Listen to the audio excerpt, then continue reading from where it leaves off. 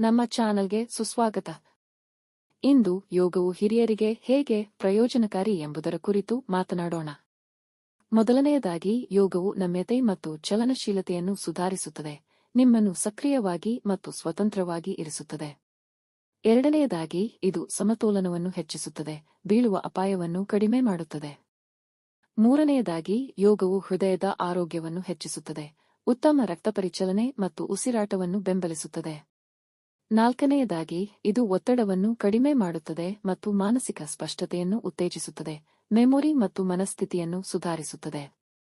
ಅಂತಿಮವಾಗಿ, ಯೋಗವು ಸೌಮ್ಯವಾದ ಚಲನೆಗಳ ಮೂಲಕ ಕೀಲು ನೋವನ್ನು ನಿವಾರಿಸಲು ಸಹಾಯ ಮಾಡುತ್ತದೆ.